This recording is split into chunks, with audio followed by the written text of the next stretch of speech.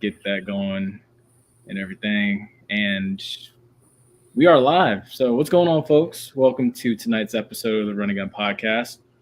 I'm Jay Peeps. Ace will be on in a little minute. He's got technical difficulties going on, but the star of the show is here. So, everybody, welcome Coach Henry to the show. What's going on, Coach? Glad to be here. I appreciate y'all for having me back. We did this thing right before spring ball, and you said come back on in the summertime, and you made it happen. So I appreciate it. Glad to be here. Glad for y'all to join us. Glad to talk about some things that I'm really passionate about, some guys that I really love. Absolutely. You know, we as always we gonna get into a little Q&A with you and stuff. So we got that tonight for y'all folks. We're gonna talk about a couple things in the NFL. We're gonna talk about how both the Stanley Cup and the NBA Finals turned into a sweep, which is crazy because I think we all thought both were probably gonna go to 6. There he is. Is he? You have to excuse us, Coach. We do this. There it is. Oh, wait, he said give him 1 second. All right, we'll give All him right, 1 can second. you hear me? Oh, yes, we can hear you. All right, I'm running this on the tablet because the computer refused to work. What's with everybody's situation being messed up? Not entirely sure, and it's not working very well right now. So give me a minute. I'm gonna hop off and get this working all the way good. I don't want to interrupt this while it's running good. What's up, Coach Henry? I will be back in like 2 minutes. I'll be here. You know where to find me. All right, folks, we're going to go ahead and run this intro real quick, and then we'll get right into it. So don't go anywhere. Get comfortable. Also, be sure to like, share, and subscribe to this channel. Be sure to leave a comment if you have any questions for Coach as well. The floor is open. There is certain things that we cannot talk about, certain things we can. So we just want to let you know that before we also run the intro too. So just be mindful of what type of questions you guys ask. So with that being said, let's go.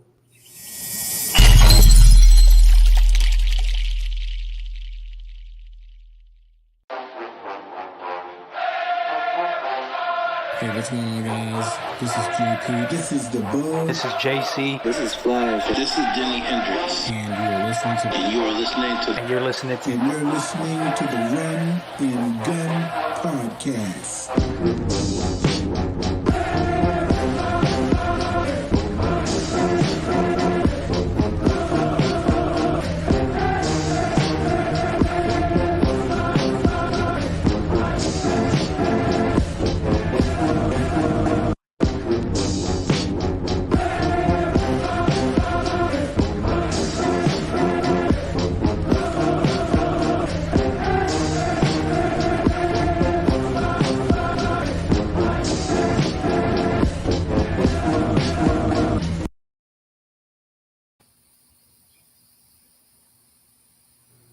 Ace will probably still be on here. Oh, I there am you on. I got it all working now. Ha ha. are. All right, no more interruptions. All right, cool. All right, Coach. So right out the gate, I'm gonna come with my first question. And also, folks, once again, the comment section is open, so ask away. We're also live on Instagram as well. So if you are on Instagram, feel free to head there. Also YouTube and Twitter's live. Facebook's also live. Comment sections available for all of them. All right, so let's go to it. All right, so now you're on staff once again for Coach Colsey. So my first question is, what is something that Coach Colsey brings as a head coach that's different from what Willie Simmons brought, or that something that he brings that Willie Simmons didn't bring? Probably the most glaring difference is I ain't never seen him in the offensive staff meeting before. His background is with the defense. Right. He told me early on, do your thing, run the show. I don't want to have to mess with you. And he's held true to that. So, Coach Simmons was our offensive play caller. He was obviously, heavily involved in every facet of the offense, whereas Coach Colsey's just about polar opposite. He's heavily involved in the defense, and as long as things are operating smoothly, he ain't gonna really tinker or mess with us that much. So I try to keep him in that capacity as much as I can. Nice. I was gonna say you guys are putting together the unit to do it. I think that's been the talk of Twitter is just what you guys have assembled thus far.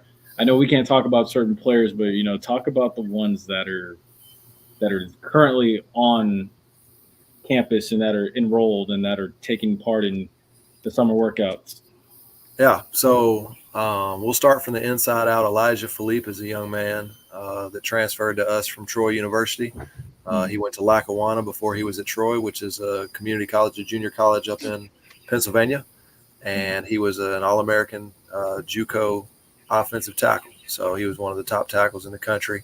Had suitors from the East Coast to the West Coast that wanted him out of JUCO. He and I communicated. We started to build a relationship early in the process, and then some bigger offers started coming. And just naturally, those schools that, like FAMU, when you start getting Power 4 offers, those recruits kind of start to fade away. And so when he had an opportunity, he decided portal was the option that he wanted to go following his time at Troy. We had a relationship. He reached out. We talked. Coach Colsey was instrumental in, recruiting him. And, we got him here on campus, and we're really excited about him. He's long. He's tall. Somebody on our staff meeting the other day said, what positions does he play? And somebody yelled out, power forward. He's got that kind of build. He's athletic. He's lean. Can play really physical. He's super intellectual. A really cerebral offensive lineman. Highly intelligent. Great communicator. Plays multiple musical instruments. Mom's an absolute sweetheart. But we're really glad that he's a part of the team now. He's been working out with us.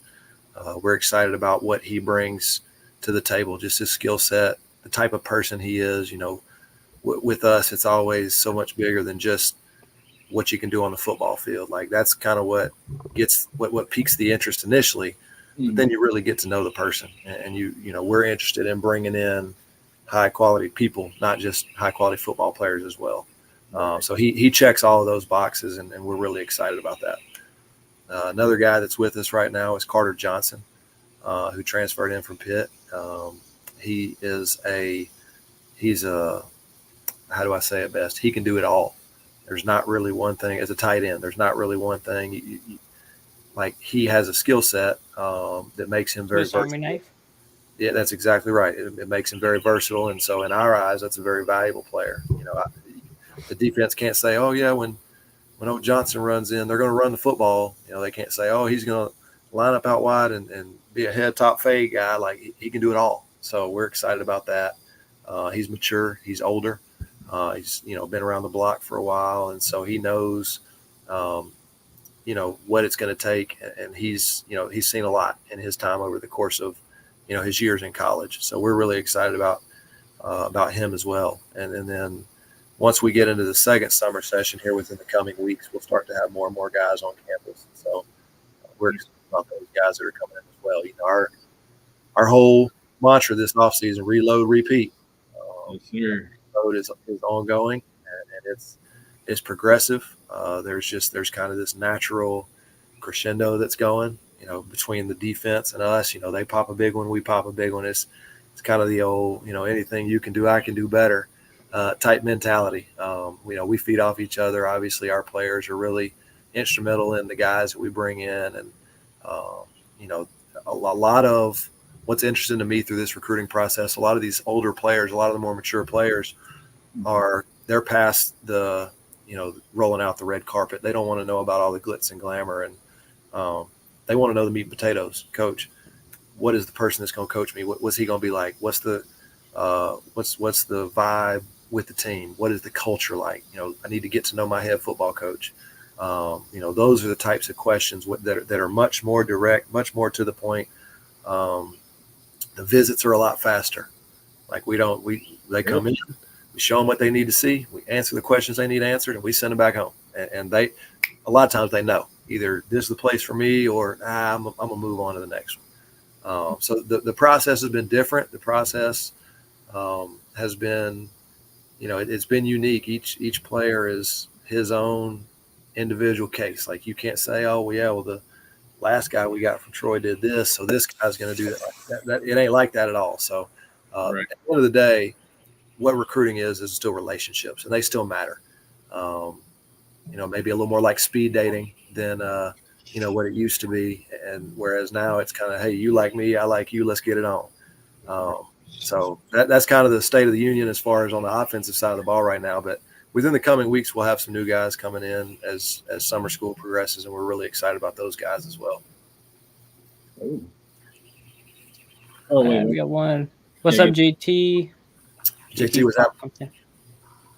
we got one Drunk right. has one here. He's our resident comic crew. Love Yeah. it. He's St. I Louis. was Yes. actually Your football players coming out of St. Louis. I coached a couple of them when we were at Arkansas.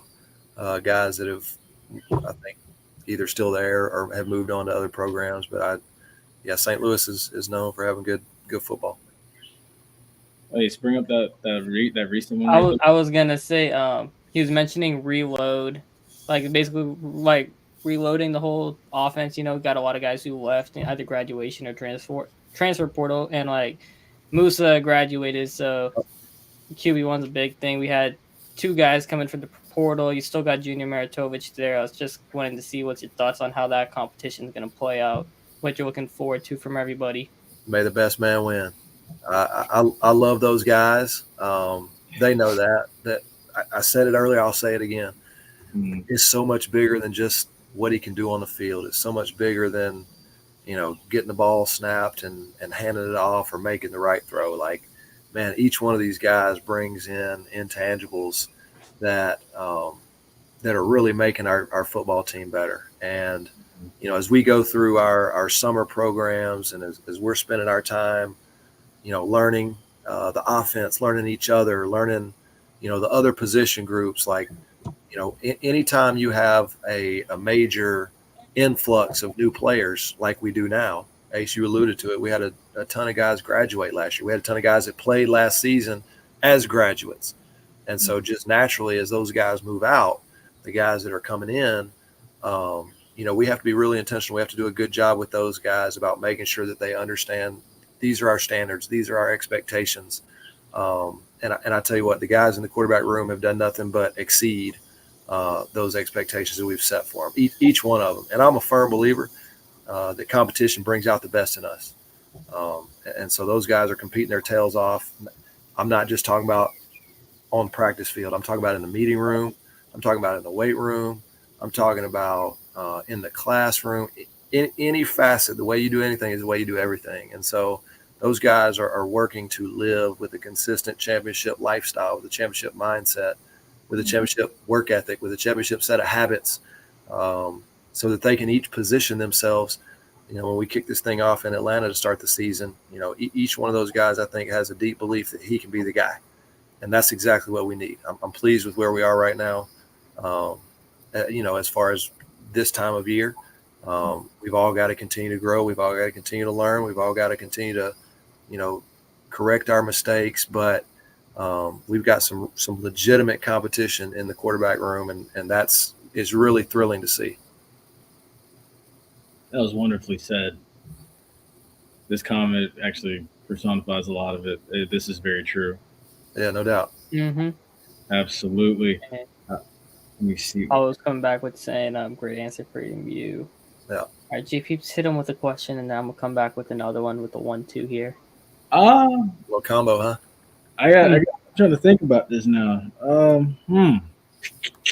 I got one teed up.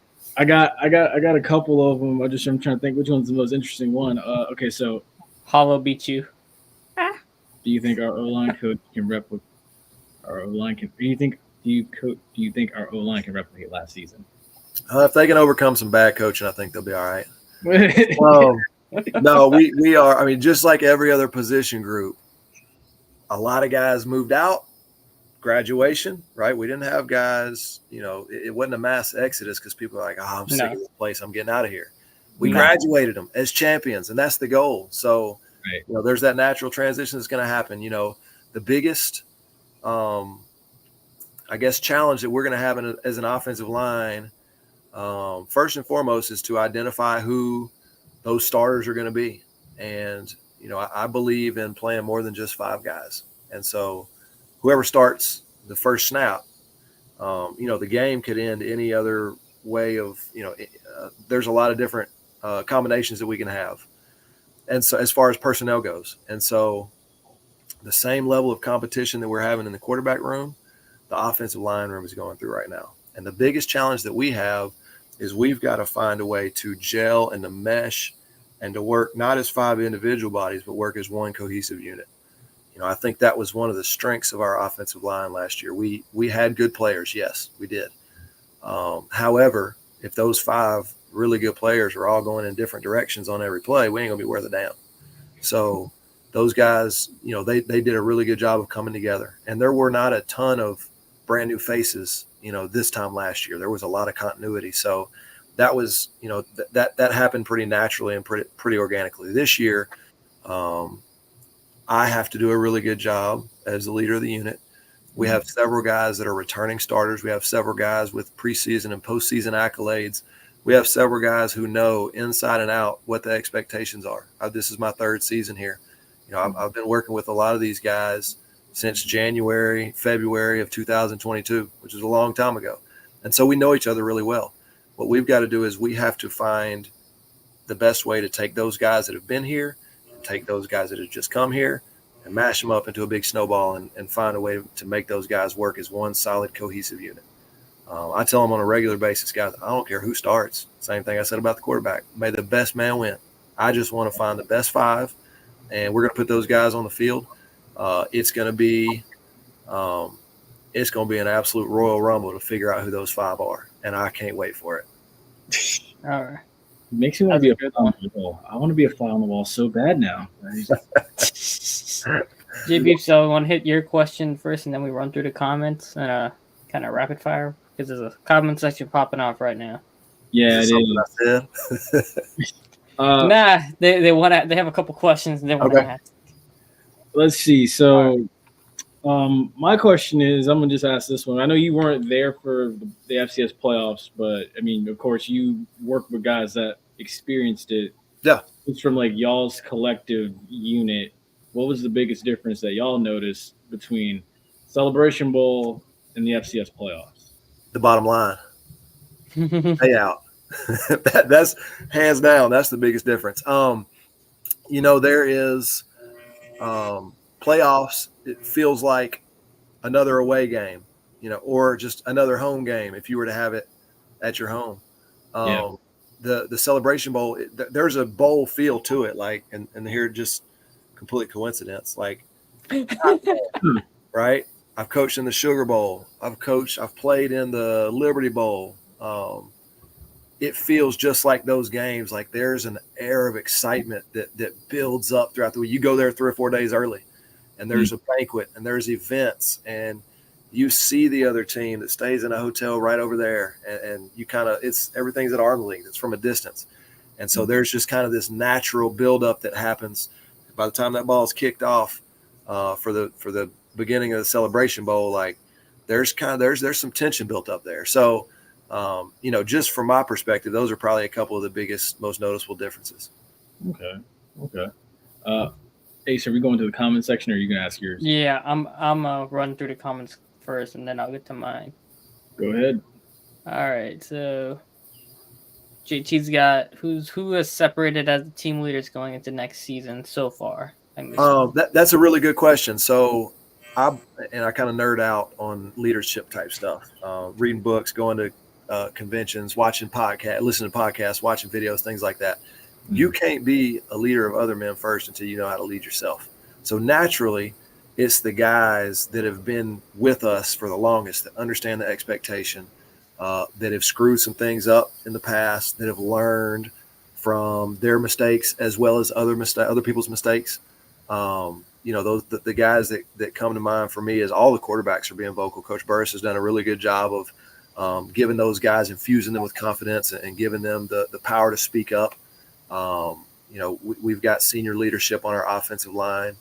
I'm thinking TJ Lee, Jalen Goss, Ashton Grable. Those are guys that have gotten postseason awards, that have helped win a championship, not just help, but like have been feature players.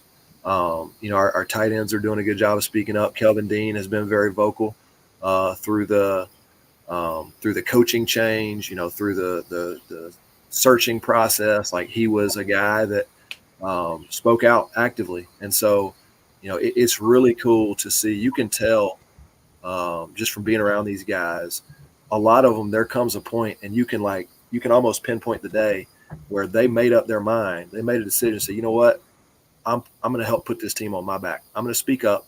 I'm going to put my reputation on the line. I'm going to put my ego to the side. I'm going to step up and I'm going to do my best to lead this team. So we've got a handful of guys that have really spoken up offensively, that have spoken out, and that have taken the bull by the horns and taken an active role in leading their peers. I think it's really cool to see.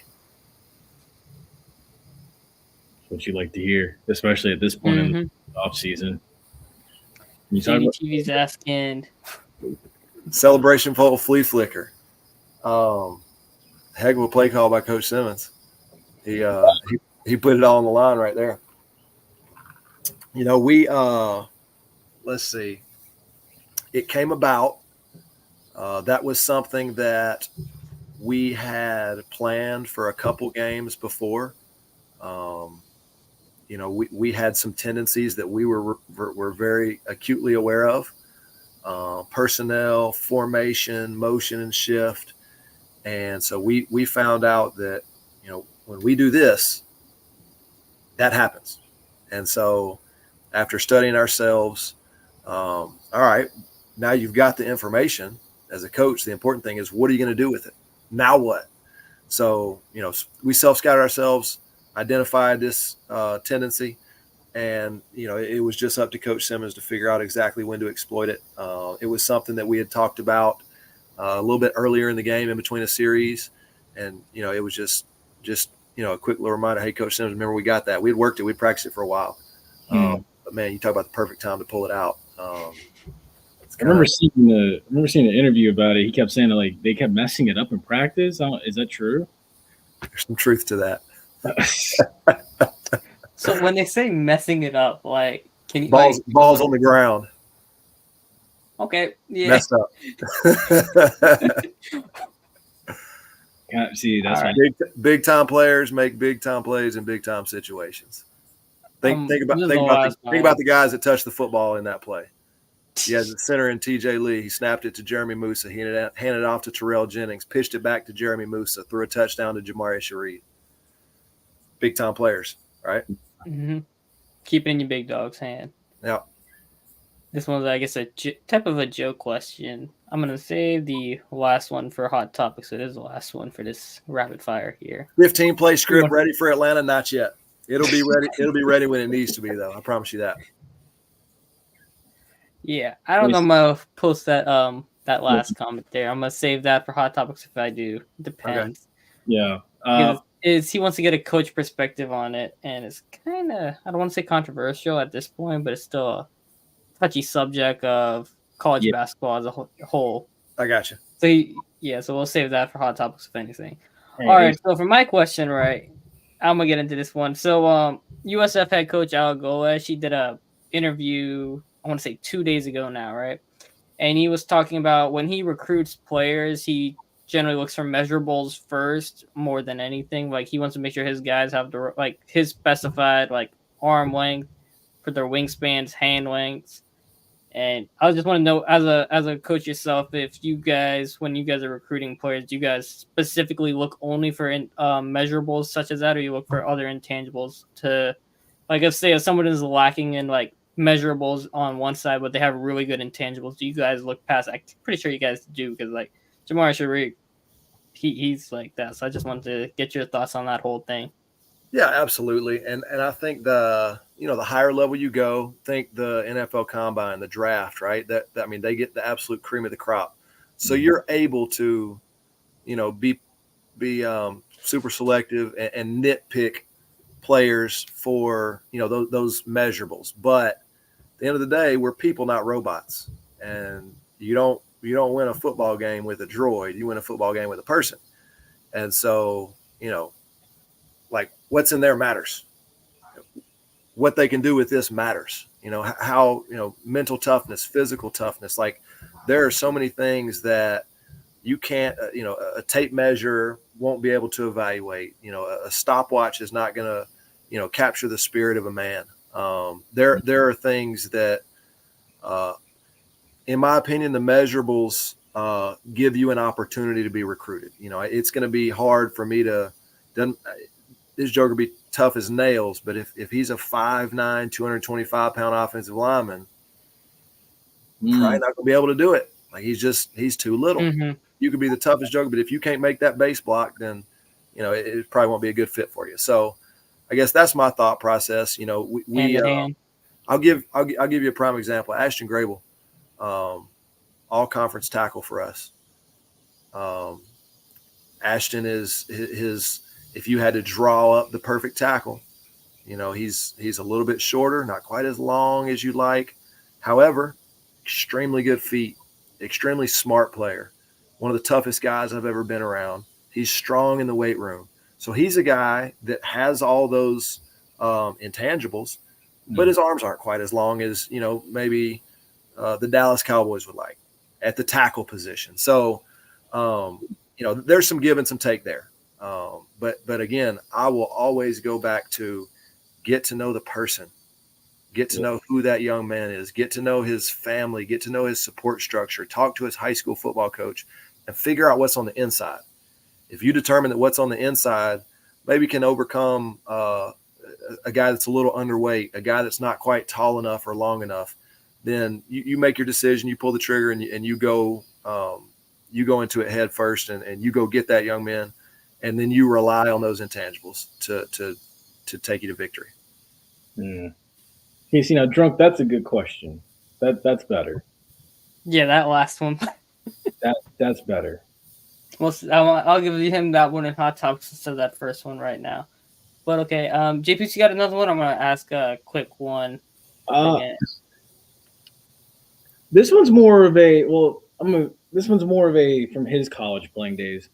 What was the toughest defense that you faced? Well, I guess I'll say as a coach and as a player at Arkansas. What were the two toughest defenses you went against? Now, see, this is a long time ago. Let's see. Toughest as a coach. We had a tough time with Alabama.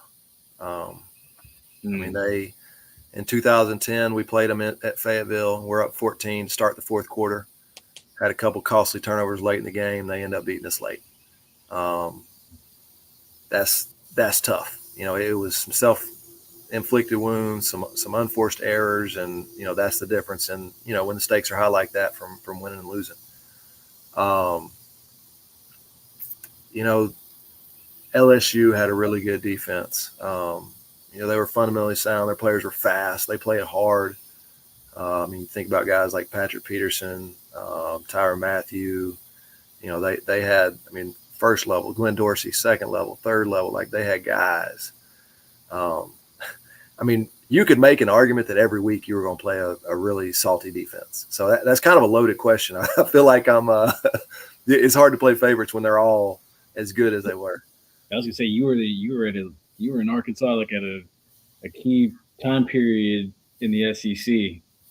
So I think the SEC was in the middle of that 8 national championship run, something like that. Yeah. So I understand that. So okay, so as a coach, which one would it be?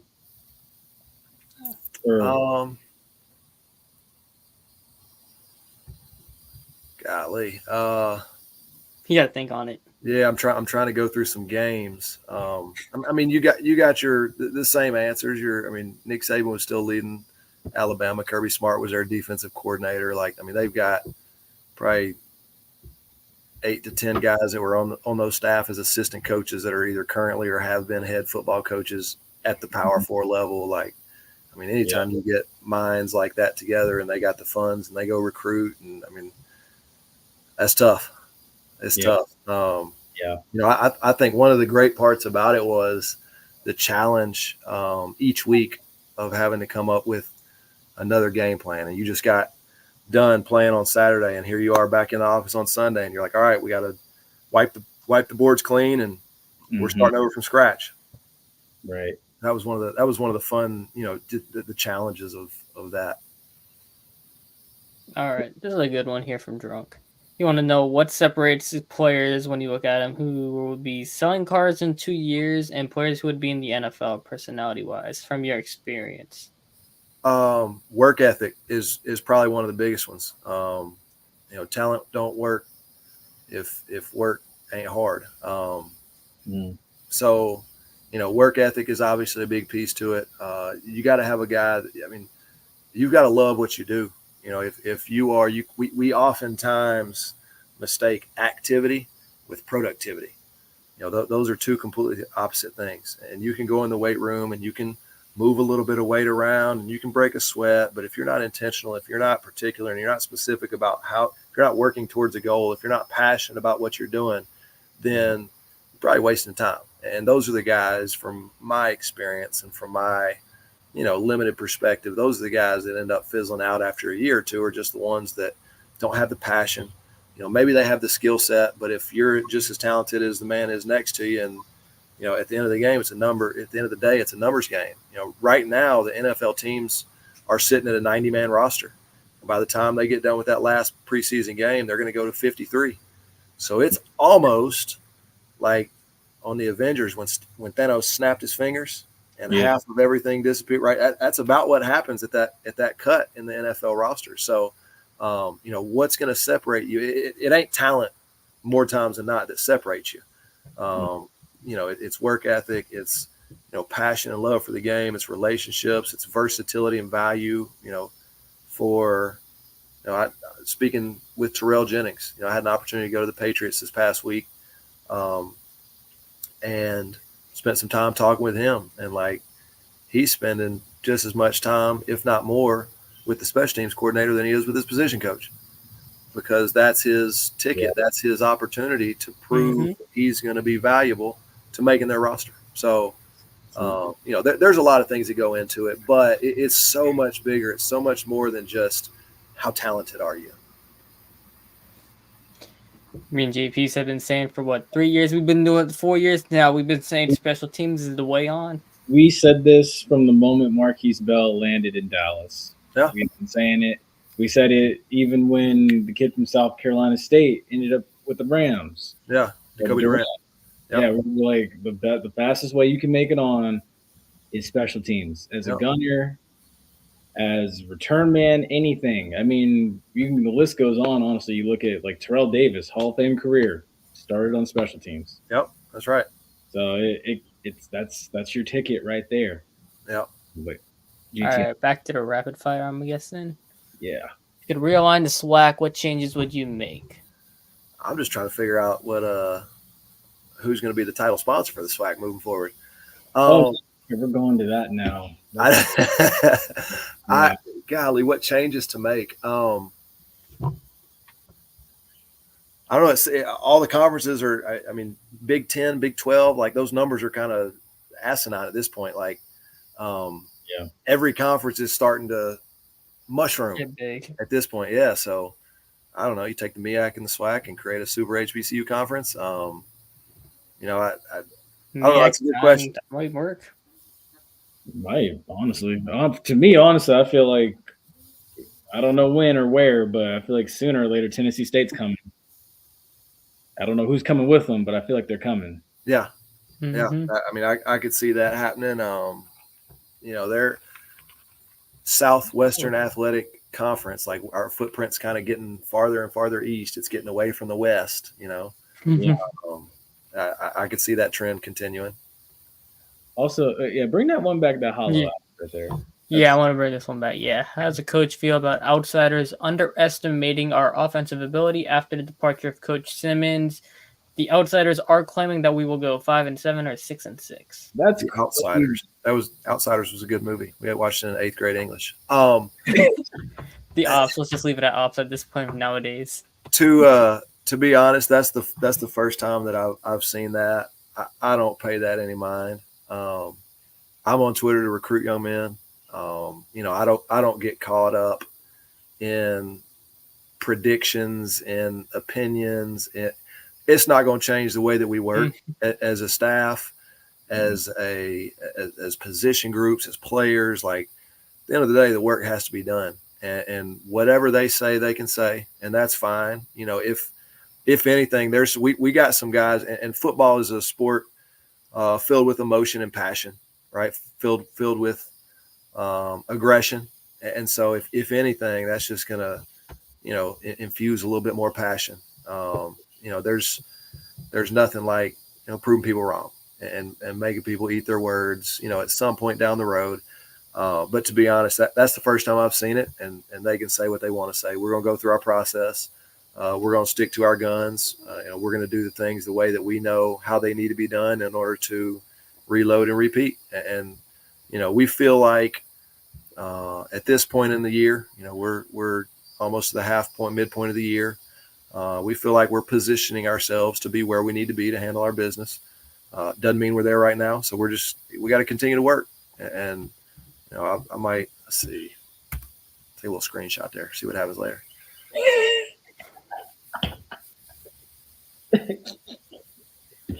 Oh snap! I like that. Oh, Thanks, Hollow. That was good. That was good. Okay. All right, man. All right, we gotta go. We gotta go to the NFL. Drunk said you're more of a conference commissioner in your future than a coach, in the best way he means it. Thanks, I guess. And all those great answers for that. These have been amazing answers, amazing questions. You know, Shout out Comics and Coach Henry for the question and answers. All right. Yeah, I had another question, but honestly, Hollow beat me to it. What you got? It was pertaining to, it was somewhere, yeah. Separating them. Heads yapping. Asked it. All right, we got to switch on. NFL time? Yes, it is. Yes, it is. So, one thing I want to ask before we do fully dive into the NFL and the topics. So, here's one from me. Which NFL O-line do you admire the most when you do get a moment to yourself on like a Sunday to watch NFL games? So, just like every other question this whole podcast, I'm going to take the roundabout answer. We,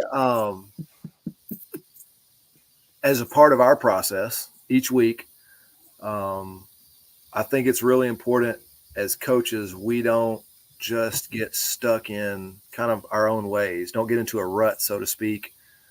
Try to avoid groupthink as much as we can, and try to make sure that we are, continuing to bring new ideas, fresh thoughts, alternative perspectives into each week's worth of game plan. So last season, it was the Miami Dolphins for me. And I thought what they were doing with Tyreek Hill was really good, and Tua had a great year, and you know, Jalen Waddle was an explosive receiver. I kind of saw some parallels between the way that they had built their offensive roster and the way the 2023 Rattlers offensive roster was shaped. So I think it was Wednesday last season, while I'm eating my lunch at my desk, shout out to my wife for the leftovers. While I was eating those leftovers at lunch on Wednesdays, I'd pop on, and our video coordinator, John Louder, did a good job of getting that film up. I would watch last Sunday's game, and I would just click through it, tag some plays, save some ideas. But as far as getting an opportunity to really, take in the NFL season, I've never found the ability to do that. And there are some coaches that can and do, and I'm not one of them. So I watched the Dolphins offensive line pretty intently last year. They did a good job. I got to go up to the Patriots. I visited with them last week for a couple days. Their offensive line coach does a really good job. His name's Scott Peters, and he's got a bunch of young talent. He's kind of from my perspective, he's in a similar position to me where he's trying to take a bunch of guys and mold them and make them a cohesive unit. Very, very technically skilled coach, very articulate, good teacher. I like drill work that he did. Everywhere I try to be I'm like a vulture. I got a scavenger type mentality, and everywhere I go, everybody I talk to, anything I see, I want to take little tidbits from here and there, and ultimately bring them all together. And I might decide, you know what, that one that I thought was so good, it really don't fit with what we do. But that one's a good one. I'm going to take it and I'm going to make it my own. So I've taken bits and pieces from a bunch of different people, a bunch of different coaches, a bunch of different players over the course of time. I got a handful of guys that I've coached when I was at LSU, when I was at Arkansas, that are currently playing the NFL. I try to follow those guys, like those individuals, probably more so than I do, whole offensive line units. I told you it's going to be the roundabout answer. But to me, I want to take more, a little bit of this, a little bit of that, piece here, a bit from there, and then own them and make them ours. Nice. You're gonna like this one. Oh, whoops, my bad, Ace. Nah, he's gonna like this one. Mike Parsons lost to sumo match to sumo wrestlers. Have you guys ever thought of recruiting sumo wrestlers? And if not, why? I can think of a reason why. I can think of one too. I love a high school recruit that wrestles as well. I think there's so much value in understanding leverage, being able to feel momentum shift and transition, hand placement and hand usage, strain. It ain't a team sport. Like, you're the man in the arena. So having to rise to the occasion and the opportunity to take pride in your performance. Why? Because there ain't nobody else out there. Like, it's all eyes on you. You're under the big lights. So I think there's a lot of translation. I think there's a lot of carryover, especially at the line of scrimmage, offensive line and defensive line in high school wrestling. Sumo wrestlers, it's a lot of weight being thrown around. I've always found it fascinating how different people, coaches, players, are able to cross-train and incorporate different skill sets from other disciplines, other sports, other martial arts, and bring them into football. The first thing that comes to my mind is the tush push, right? The Philadelphia Eagles quarterback sneak. Yeah, it's a rugby scrum is what it is. And they found a way to, I think Sirianni said if it was that easy, everybody would do it. Like, they went and, they actually studied and they, put in time and made phone calls and asked questions and probably traveled and did demos and they found a way for that to be an advantage for their offense. I think that is so cool. Like that, thinking outside the box. So have you ever thought of recruiting sumo wrestlers? I tell you what, that would probably be, I'm going to start typing an email and I'm going to put Coach Colsey on it. I'm going to CC AD Sykes. Drunk, I might put you on there. And I'm going to ask to go do some in-home visits in Japan. And we'll see how that goes up.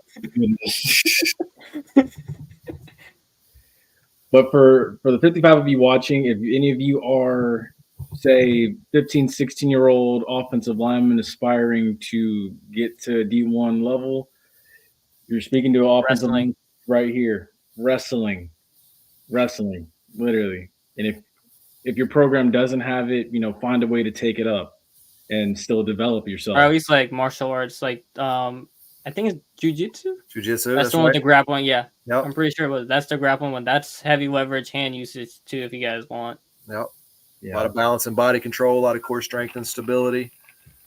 Yeah. It's like I always, like, you were talking about how other coaches, they take other sports and they try to implement in the NFL. I know I don't know if it worked or not, but I remember hearing the Ravens, they struggled with drops last season, and their coach was using rugby balls because the way how they're shaped are different than NFL balls. They were trying to use that to help them work on their hand strength and catching for the game. So that's always something cool. How it's kind of like when people cook in a kitchen, they see something from another culture, how they cook. They go and take some of that, put it in their own type of food, and it makes massive. With fusions. Yeah. And honestly, speaking of, go ahead. Your thoughts? Okay, that's off a little bit. We come back to it, or you want to keep on with what we're talking about? No, actually, this is a good question. I do. I know it's in the NFL, but this is a good question. Yeah, I have my opinion of it, but go ahead. All right, so the Celebration Bowl got moved a week earlier. The MEAC, because of the situation that they're in with the limited number of teams in their conference. They don't have a true conference championship game. That was something that, we, I guess, maybe wondered about. We're curious because you always think as a coach, what would I do in his position? What would I do if I was in his situation or their, what if I had that set of circumstances? And you kind of play through those things in your head. You talk about them and discuss them so that if you find yourself in that situation, like, it's not like, oh, shoot, what do I do? Like, those are conversations we have often. For us last year, Howard had almost a month between their last game and the Celebration Bowl. With part of that time, there was some uncertainty. They didn't know who they were going to be playing. Once we won the SWAC championship game, obviously then they knew about who they were going to play. They were a little more fresh, bodies wise, having one less game. However, there's always some maybe rust, so to speak, that you got to knock off. The things that immediately come to my mind that you have to do have to be most, you have to work the hardest in practice: ball security and tackling. Those are the two that you watch week 0, watch week 1 in college football, in the NFL, even in high school football. There's going to be balls on the ground. There's going to be missed tackles. You just can't simulate live bullets until you actually get there. You can scrimmage, you can, thud in practice. You can wear helmets and shoulder pads as much as you want. But at the end of the day, when you get into that one-on-one situation in space, you making the play or not. And that's a two-way street. Is the running back going to make the man miss? Can the safety or the backer or the DB, can he make the tackle? Can you get him on the turf? Same thing with ball security. Like, we have to be really intentional about protecting the football the way that we teach it to be done. And, when you get to a game and you've had a 3-week layoff, people are going to be stripping at that ball like the Celebration Bowl trophy depends on it. Yeah. You haven't exactly had that in practice. So, to me, there's a give and take with both sides. I understand why they moved it up, but it will be what it's going to do for us is, and I've given this some thought. My wife actually told me about that it was happening. She kind of keeps me updated on current events more than anybody, because I go under this rock and I bury my head in the hole, and I come home and she's like, hey, you need to know about this, and this today. So thankfully she's prepared me for this. The biggest thing I think is we may have to do a little preparation early before the SWAC championship game, just to try to, and maybe it's our young guys need to have the film broken down, because when we get done with that SWAC championship game, as you're moving into the next game week, like, you can't have a lag time. You can't have some downtime where it's like, all right, we're still kind of figuring out who these guys are. Now at that point, you got to know who they are. Yeah. So, that, to me, that's the challenge that you'd have. That's a really good question. I think that there's positives and negatives for both conferences. Yeah, I agree. I couldn't have said it better myself. I definitely 100% agree with that. Especially once a team out of your conference that you don't play. That's right. Yeah, it's not like, it's not somebody you're used to seeing, and half the time you're used to these teams that you play in your conference because you're watching them as you're breaking down other teams. And so you get to see kind of both sides of it. You get a feel for how that team is made up. When you go cross conference and you go to a bowl game and you go non-conference, it's kind of there's a little, hi, how you doing? We're kind of strangers to each other a little bit. Right. Brunk, you have screen record. Go do it yourself. I clip the meeting. That's in. I don't know. So the other thing, meme. All right, moving on. In the arena, so I'm sure everybody here saw Tom Brady's Hall of Fame speech for the Patriots.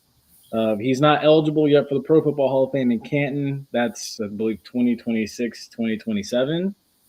But I think, honestly, everybody needs to go watch that. And that was spot on, well said. Yeah. I don't know if it was written. I don't know if it was heat of the moment. I don't know if it was memorized. I don't know if it was off top. But to me, that's one of the most Tom Brady things that Tom Brady's ever done. Yeah. I've probably watched it 3 times now.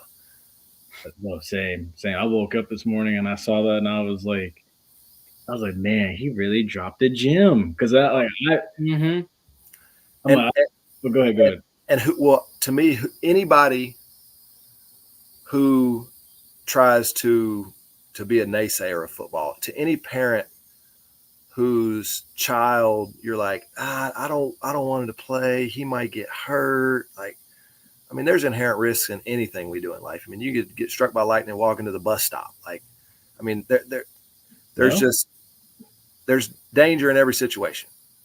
But to me, the value in that is that parents, aunts and uncles, decision makers, like, we need to get our youth into football because it's going to be better for them, and it's also going to be better for the game as well. I started playing football in 7th grade. I got into middle school. My parents said, all right, you can go play. We think you're old enough. Coaches know what they're doing at this point. Like, they cut me loose, and it was love at first practice. And, from that point on, like, football has been it's been an integral part of my life as a player, as a coach. Like,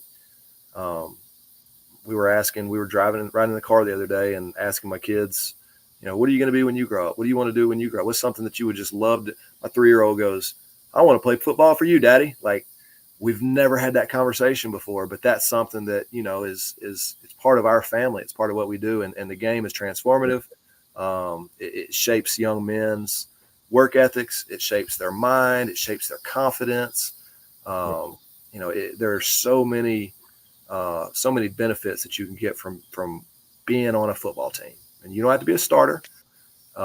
You might not play but a few snaps, but just for a season, going through that and experiencing what you have to experience and persevering through adversity and, getting knocked down and having to get back up. Like, those are things that you can't simulate doing almost any other thing in the world. I make this joke with my offensive line all the time. What we do is hard. You've never heard of a group of middle school kids, getting a football out of somebody's garage and running door to door and going, hey, come out, let's go play inside run. Nobody ever says that. They go play 7-on-7. They play pickup basketball, pickleball starting to catch on. Like, nobody does what we do for leisure. Nobody does what we do. Nobody goes, hey, let's go do one-on-one pass rush. Said nobody ever. It's hard. And that's part of the thrill. That's part of the joy of it is having success in doing something that you've grinded to earn and to achieve. Yeah, I 100% agree. I 100% agree. And with that as well, too, Patriots are retiring Tom Brady's 12. Robert Kraft already said, as long as I'm alive, nobody's going to wear the number 12 in New England again. Plus, he's getting, a 12-foot statue, Ace? Allen Iverson, wish he got that. Oh, yeah, because Iverson's. AI got like this tiny little, Brady needed at least a 12-foot statue. Oh, dude, he's definitely getting it, dude. He could run for mayor in Foxborough or governor. I'm gonna be real. Brady could run for president right now, and he'd win just off a write-in probably. But I'm not getting into politics right now. Okay. Anyways, Radical Rattlers said, "Thanks, Coach. Happy Father's Day, go Rattlers." Yeah, thank you. Also, happy Father's Day, Coach. Yes, definitely. Father's Day weekend. We did our Father's Day dinner. We took him out and stuff just before, and we came home. Tried to do this. I was like, bang bang, get it going. That's right.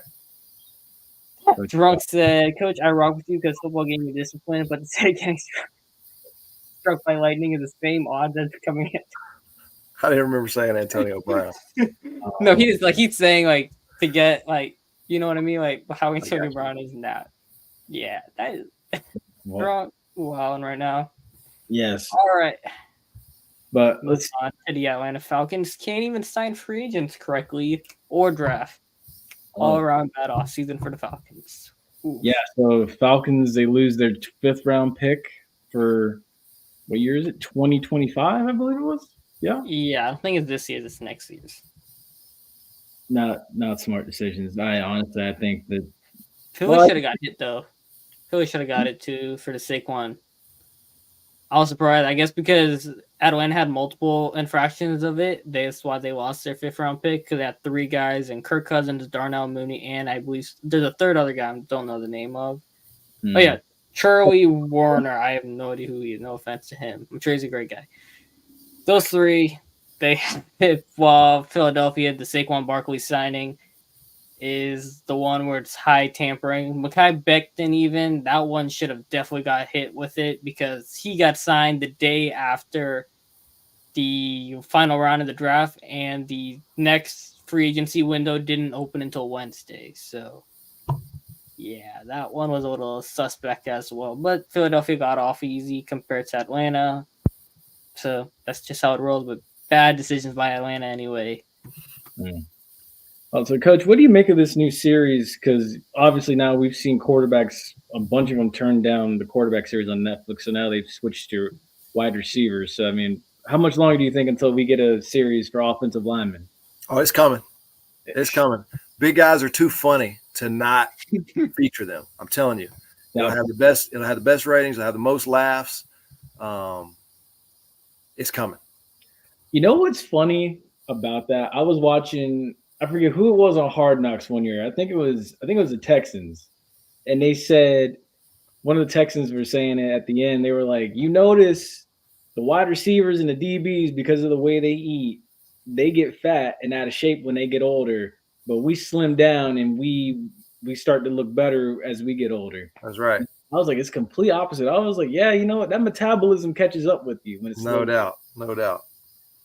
And I'm like, I've never seen an out of shape offensive lineman post football like Ali Marpet, great shape. Paul Gruber, as you can tell, I'm from, so I know a lot of these. Yeah, like excellent shape. Former defensive lineman Brad Culpepper, who's also a lawyer in the Tampa Bay area, great shape. Big time one. Yeah. He was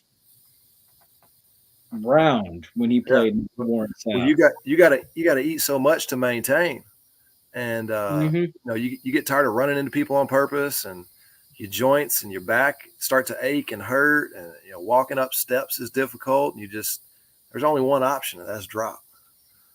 Yeah, no, I agree, and it's you have to. I mean, I think I don't know if y'all saw it. It was they did a Football Life on Nate Newton. And I guess he dropped a ton of weight. He had to. And I was thinking to myself, that makes a lot of sense. You have to. You just can't. You can't eat like that anymore. Yeah, he came around a year ago, and he was in the office, and we talked ball and chopped it up. He looked great. Oh, okay, nice. It's funny. I believe Marshall Yanda from the Ravens. He retired, and within 2 months, I think he lost over 100 and something pounds. Oh yeah, it was linemen, man. They just once they retire, they say okay. Cause I guess coaches they make them maintain a certain weight in the NFL. Yep.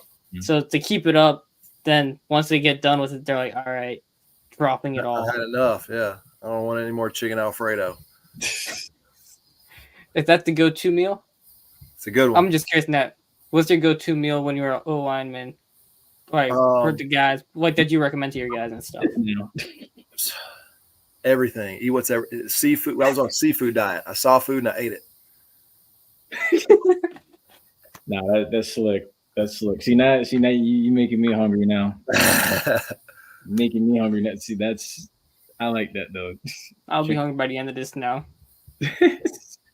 So now we've made it to hot topics, folks. So a couple things before we do get into our movie question for Coach Henry, because that's what we do in hot topics as well. We movies. Is this the worst set of finals ever? I'm gonna just get straight to it. Is this the worst NBA and NHL finals ever? I'd say yes, but I just want to get your thoughts on both of them.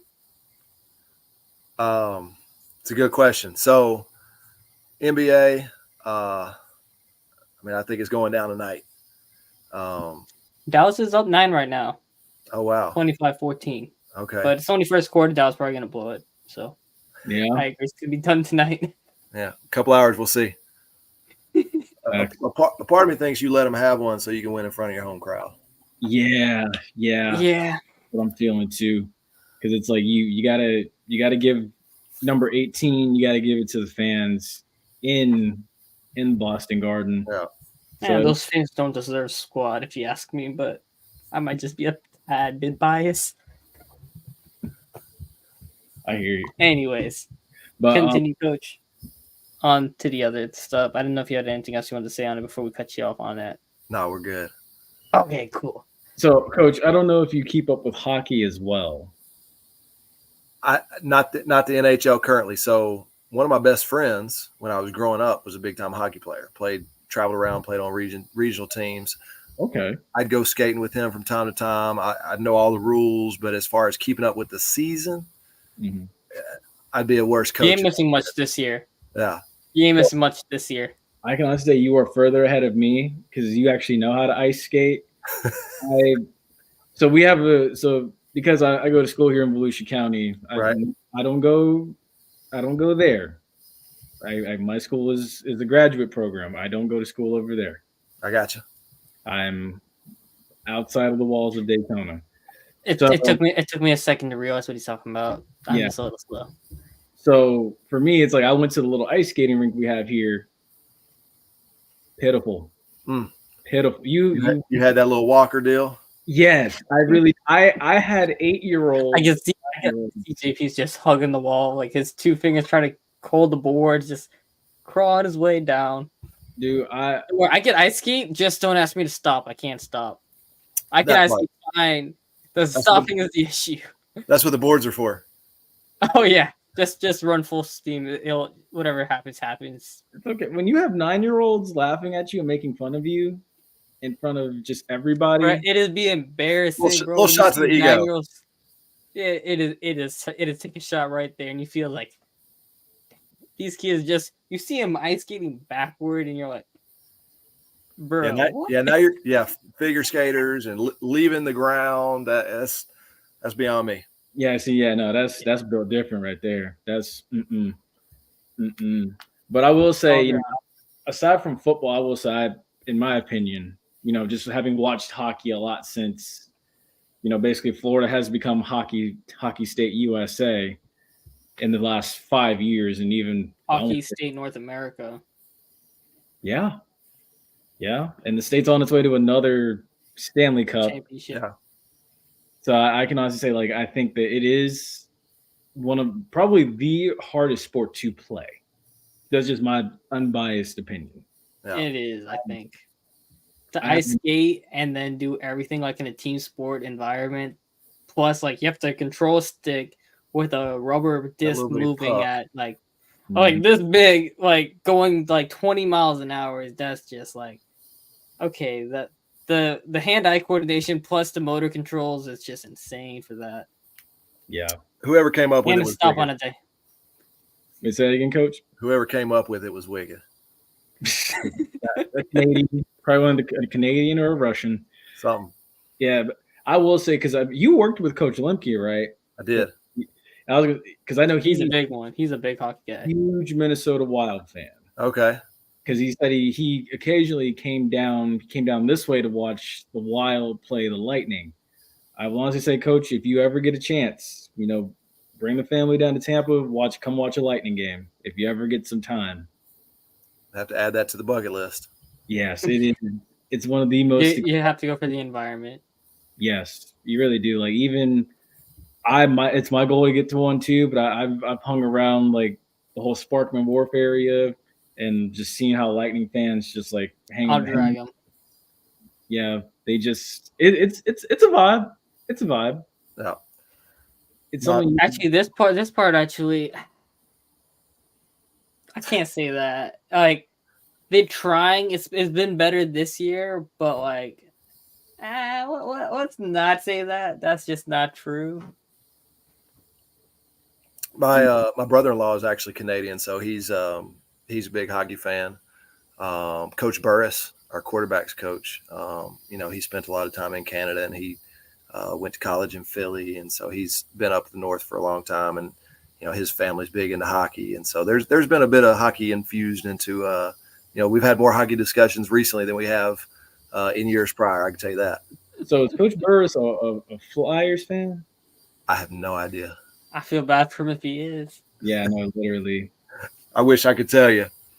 And I was gonna say, you said it was your brother-in-law or your Yes. So is he? We need to try to figure this out. Is he a Winnipeg fan? Is he an Oilers fan? Canadians or Maple Leafs? So I wish I knew that too. I know we've had some conversations about it, but I don't know. I'm sure I'll get a text message here soon that's telling me what the right answer is. Just speed dial. Uh huh. What's it called? What's it called? If you want to be a millionaire, the hotline, the helpline, whatever it's called. Oh, phone a friend. Yeah. Phone a friend, yeah, phone a friend. That's what it. I Yeah. All right. So, like, one thing we normally do here in Hot Topics is also we tend to talk about Just movies in this part. random movies. So, Coach, we asked, what is your favorite movie? My favorite movie of all time. All right. So let me preface it by saying major character flaw of mine. I'm bad at remembering quotes of movies. I don't know any actors and actresses' names.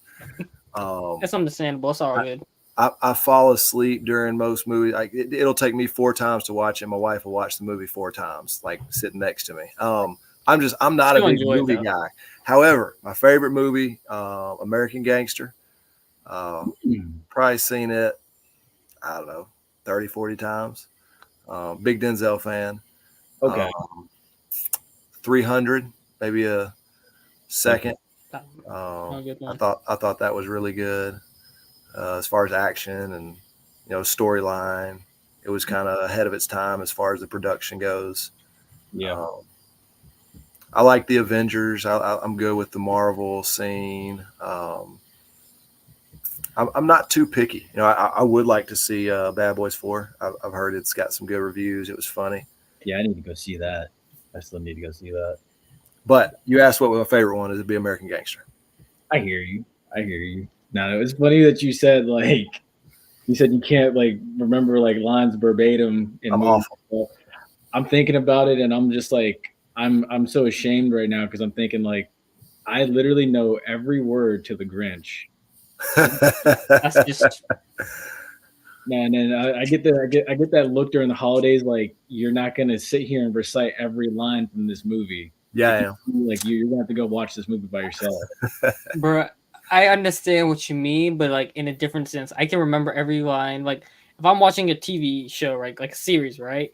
I haven't seen this show in probably over a decade, and we just happened to like rewatch it because it ended up on Netflix or whatever. And I'm like, oh, I remember this episode. I could tell you what happens in the whole episode, and it's like been a whole decade, and I'm like, and they're like, they can't have me in the same room with them because I'll just spoil the whole show again. I'm like, bro, chill. But it's just like like when I'm watching sports, my dad can't stand it because I could call when I'm watching it, you can see when there's guys holding on like defense and stuff, and they're like, bruh, like you'll see. I was like, oh damn, you see a guy on the ground, like where's the wrestler? Like it takes them like a solid 10 seconds just to throw, and you're like, bruh. You see a man on the tackle, and you're like, we gotta do something about this, people. Yeah, I go through that every Sunday when I'm at a Bucks game. Every single Sunday. We have Coach Henry here, and we're talking about movies. What are your thoughts on Draft Day? Because I know I know people who are in NFL like media and NFL circles who absolutely despise that movie, and then there's also some I know who actually love that movie just because it's like so absurd. So I just want to get your thoughts on it if you've ever seen it. This is gonna be the quickest answer I have. I ain't seen it. You ain't missing much then. You ain't missing much yet. Because I never saw it either. So, JP, you want to throw one more hot topic on it? I don't know if you saw this one that came out tonight.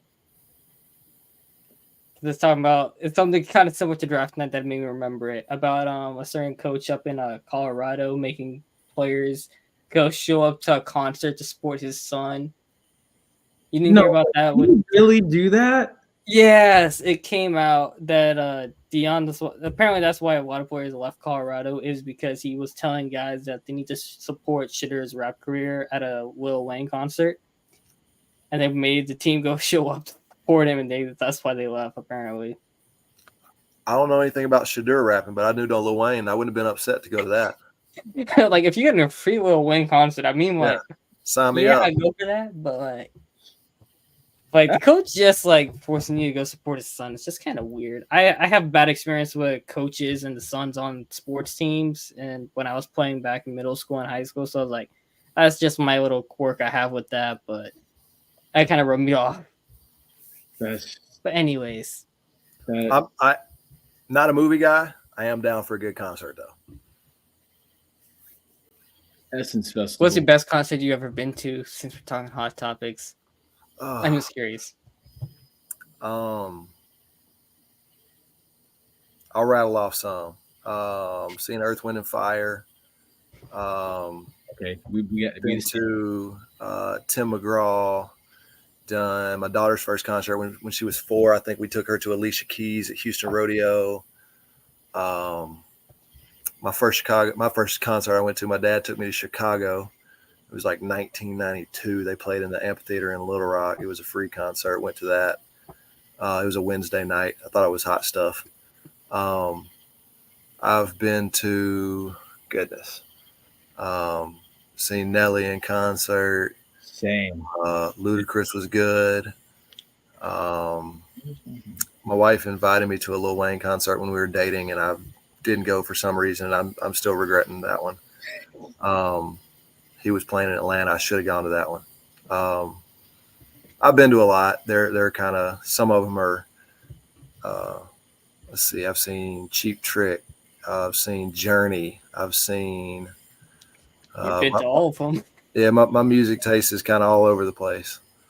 Hey, that's fine. Everybody's got mine. It is very wide spanning, so I don't blame you on that. Drunk, I'm banning you from the comments for that one. Can't be saying Sexy Red is the best ever concert you've been. Went to T.I. and Chris Brown in Birmingham. That was a good one. Oh, wow. My wife got me tickets for Lil Boosie for one of my birthdays. I can't remember which one it was. We set it off.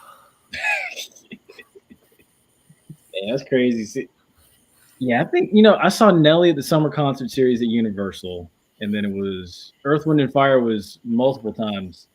Rays game, because the Rays did a summer concert thing for a while, and it was also a Essence Festival. 2000. Okay, I've never been to Essence Fest, but I'd like to go to that.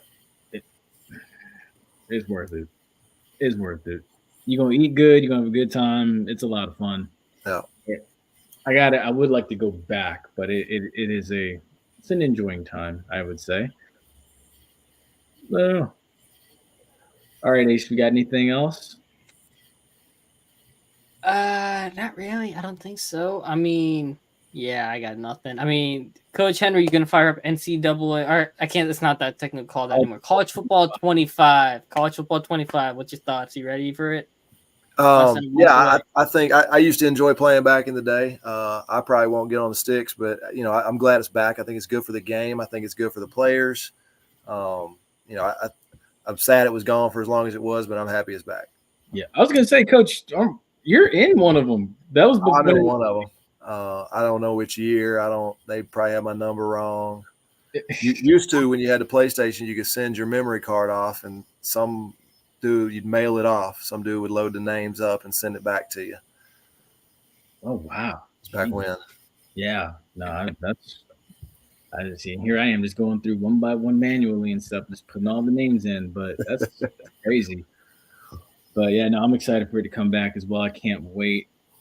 We're definitely going to be some late nights. Man. Oh, I might go MIA for a little while before football. I know I think Family's going to go on a 60-year dynasty when I do fire it up and I get going. He's going to have Family be taking down Bama in the college football championship. Oh, that's look, right. We're going into Tuscaloosa dynasty. Yeah, they're going to get him. They're going to sneak him in there. They'll have an FCS, that 12 team. FCS team going to be in number 12, take out number 1, make the run for it. There it is. Actually, no, it'd be 12 versus 6, I believe. No, 12 versus 5, and then. Right. 1 through 4 got to bye. Yep. Yes, what's your thoughts on that 12 team now? I don't think we asked you this last quick one, I guess. I mean, it was coming eventually. There's too much money at stake. There's too many questionable number 5s that have been snubbed. The same thing happened with basketball back when, it started out as a 16-team tournament and then went to 32, and now it's at 64 with 4 play-in games. And everything's going to continue to expand. And some people still weren't happy. Right. So that's very true. Very true. Well, Coach, we thank you so much for joining us this evening. We appreciate you, giving your time. We know you're a busy person and everything. Plus, Give me your Friday night for this. yeah, That's really. all right. It was enjoyable. I told y'all let's do it again. We had a good. I had a good time. I don't know about y'all. Oh, I had a great time. We had a great time. This is exciting. Like I said off camera, Coach, the head rattler in my house has only laid out one demand, and that's get back to Atlanta because the off days had already been requested. That's right. So We're working hard for it, Mama. most definitely, and I will be sure to share that with her as well. So, Coach, we thank you so much. We appreciate you coming on. We're looking forward to another amazing, memorable season. I'm a believer. I think it's going to be another reload and repeat, regardless of what outsiders have to say. You still got to spot the ball, and you still got to play the game. That's right. Mm-hmm. Yes, sir. Don't matter what you have on paper; it's how they come out on the field. No doubt. Exactly. Shout out to comment section 2 for the great questions. I want to shout y'all out. Drunk said it's his last show. Don't be your last show. He's still funny as hell. Kylan Chavis, Radical Rattler, Hollow, JT. Shout out all y'all for the comments. Yeah, That's what definitely. makes the show good. Definitely. Thank you, all of you, all 107 of you. 107 of y'all watching on an NBA Finals night. I don't know if that's a good thing for you, like a good thing or a bad thing, but I feel like this is a good thing for us, bad for the finals. You know what I mean? I mean, dude. Yeah, bro. I think that's the most live concurrent viewers we've ever had on this show. So Yeah, I mean, I know 100 of them are on Twitter, but like, damn, that one's pretty cool for us.